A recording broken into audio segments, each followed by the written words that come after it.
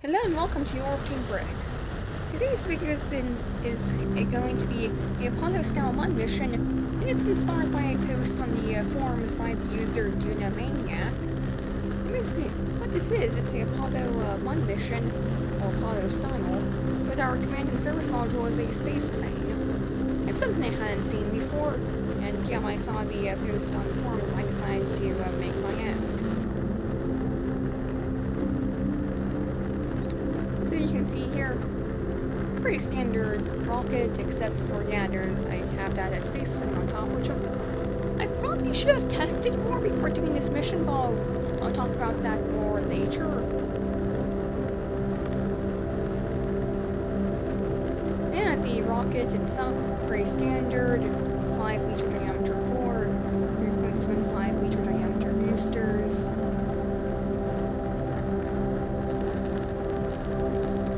During the testing of this mission and during the actual mission itself, there were a bunch of Kraken attacks. Because, this is Kerbal Space Program 2. Even after the first patch, there are still tons of Krakens.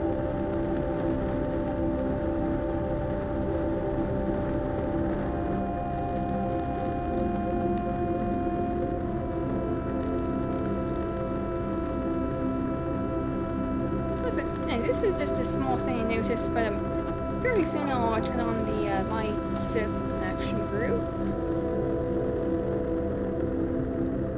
And well, you see I added the navigation lights to the Spaceplane. Which, I never realized that the remove from symmetry function was so useful in Kerbal Space Program 1 until when I did the navigation lights. I adjusted the color of one of them. I adjusted the color of both of them. And so basically, I had to place them separately. And it wasn't that much. It didn't take that much longer to do than just if we had the remove from symmetry function. But yeah, because Kerbal Space Program 2 has it doesn't have many of the features and many of the small features that Kerbal Space Program 1 had. I'm starting to realize there are some features I didn't realize were essential that, I'm now realizing I need them. I have no idea where I was going with that tangent. Anyways, we're mostly to orbit now.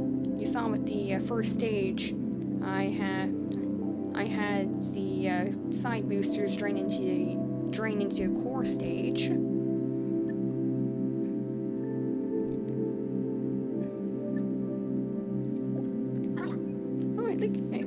Again, during the testing of this, there were tons of issues, such as, for example, when dragging prograde on a maneuver node, the trajectory wouldn't change at all. Which, I don't really get what that's caused by, but there's tons of issues with Kerbal Space Program 2, and it's gonna be a while before it gets objectively better than Kerbal Space Program 1.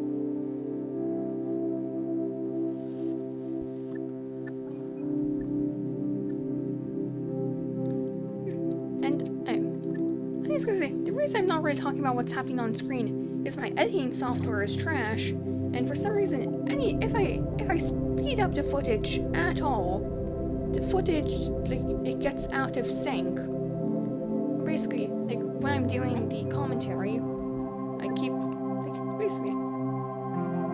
I can't really explain this except it's the video that I'm seeing while doing the commentary. It's not at the correct time as the video that's supposed to be playing. Oh yeah, you see here, I'm using this mod called Kerbal View, which allows you to view your Kerbal's perspective, which I think it's very interesting. I'll have a link to it in the description. And there's a bunch of problems with it because any Kerbal Space Program 2 mod is bound to have issues. The game's only been out for weeks at this point.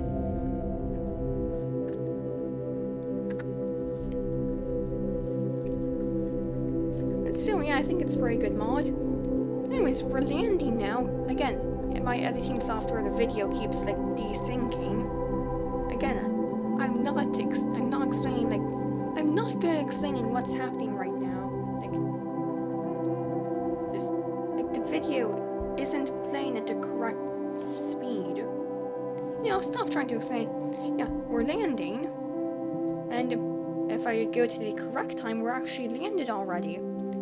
Again, like, the video I was seeing, we were still descending, but if the video was playing at the correct speed, we would already be landed. So maybe I just need to get better editing software. This is a weird tangent. Yeah, no, we've landed. So yeah, I used the mod there and I planted a flag. I had a custom flag for the save, but that broke. Because, just, again, tons of bugs. Everything has bugs. All the mods have bugs. Now, in this case, the maneuver actually worked correctly. And I'm just doing my standard method of getting a rendezvous. I did a tutorial on that, which that's also going to be in the description.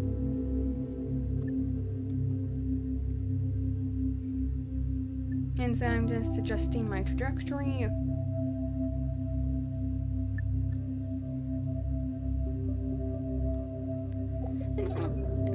So yeah, earlier I was talking about how, like, yeah, it's gonna be a while before this game is objectively better than Kerbal Space Program 1.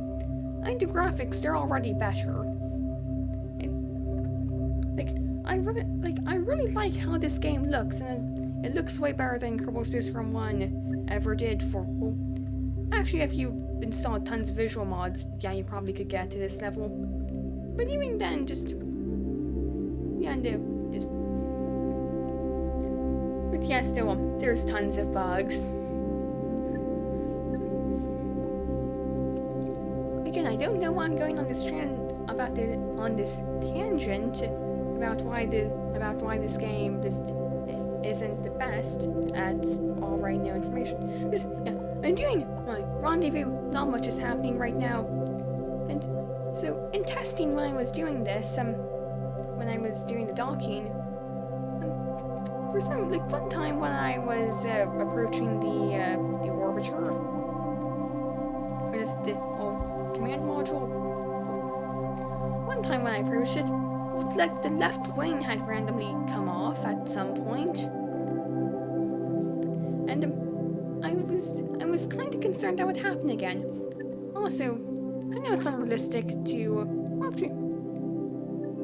Well, my original intention for this would be that the crew would EVA back into the space plane. But during the test run where I did that broke everything. So I just transferred to crew. Also, I'm kind of surprised how well the RCS is able to account for the lander just being on the side of the vessel.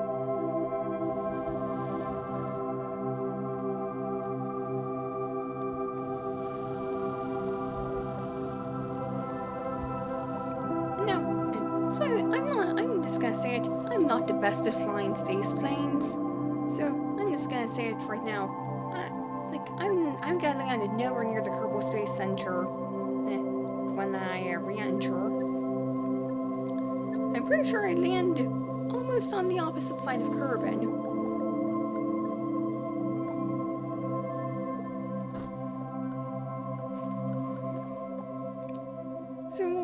So I flew this more like a capsule re-entry, at least for this part I did.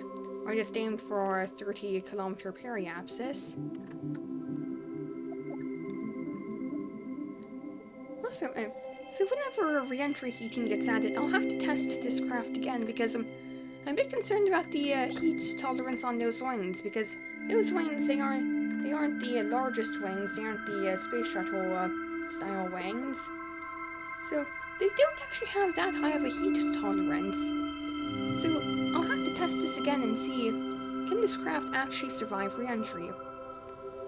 But also, so I had to undock the lander, and I was really concerned about the craft just disintegrating. yeah, docking ports, they caused tons of cracking attacks, but we were fine. And again, my footage desynced, so actually we're now almost at re-entry. Actually, I think we are at re-entry. And you can actually see that the Kraken, it's already starting to strike. You can see how the jet engines have been offset slightly.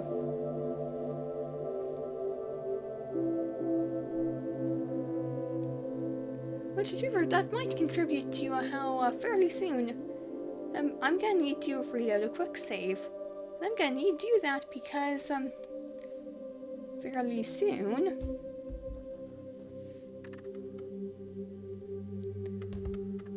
Actually, wait, will it be on this run or will it be on the next run?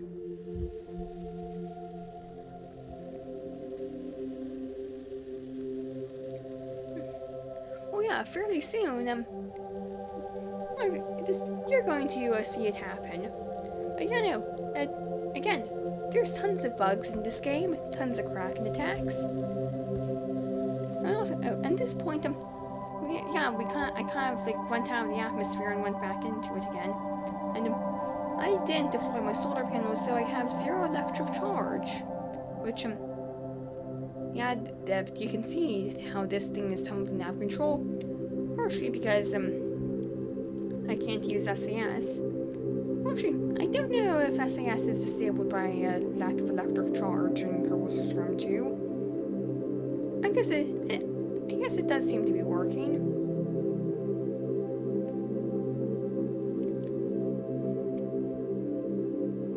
I was going to say something else about the electric charge one.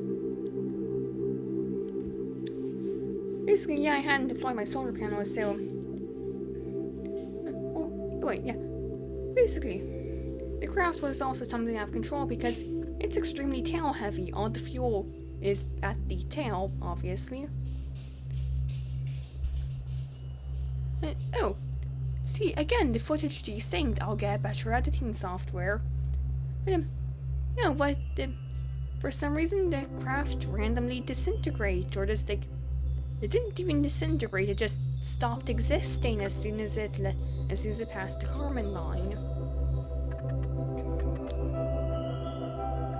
See, I had to redo the re-entry a few times, and well, because of the tail heaviness of this, I had to redo the landing a lot, which I'll get to later.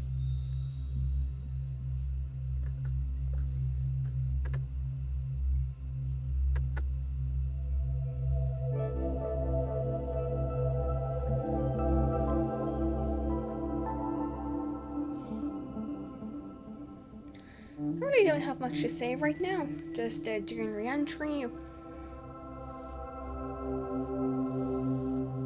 Alright, so on the Kerbal Space Program forums, for April Fool's Day, they did this, they did a interesting prank for, for April Fool's Day and also today, which is April 2nd. The logo has said Capybara Space Program, and they made this entire post about it. Which, now, like every single Kerbal Space Program 2 update, I'm going to try to see if I can find a reference to capybaras. Because they said that they might return. And so yeah, this is completely, like, this is a tangent. I don't know why I'm going on this, but... Sorry if this is not the best quality of commentary. Also, I did some very unrealistic pitch maneuvers here, just going completely vertical to try and slow down.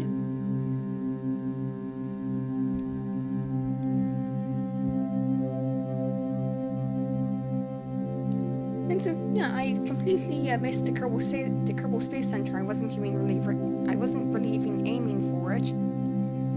So we're just landing somewhere in the middle of the wilderness, and I'm coming down over a particularly mountainous area. Well, not mountainous, just not flat. And combined with the tail heaviness of this plane,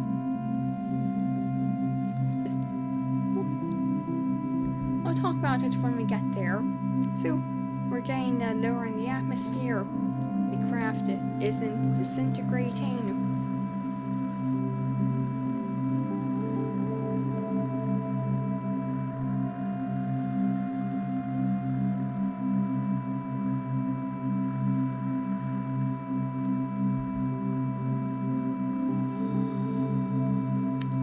For landing, yeah, I couldn't like this thing doesn't fly well, and you're gonna see for the landing.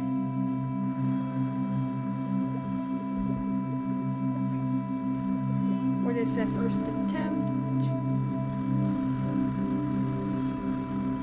Well, that first attempt ended up crashing, and so I had to reload. And basically, the idea was during this like it was to burn as much fuel as possible.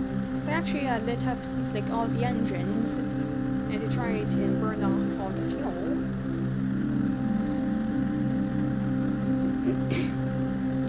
So yeah, no, for like a while I just flew this thing trying to burn off fuel, which I have no idea why I suddenly desperately need the fuel valve. Like I never used it once in Kerbal Space Program 1, but now in Kerbal Space Program 2, I made 2 craft that would have heavily benefited from the fuel valve. Yeah, after a while of flying, I actually was able to make it like flyable by getting all the fuel out of the tail, and I was actually able to land it. So yeah, I want to thank you for watching. Please like and subscribe, and goodbye.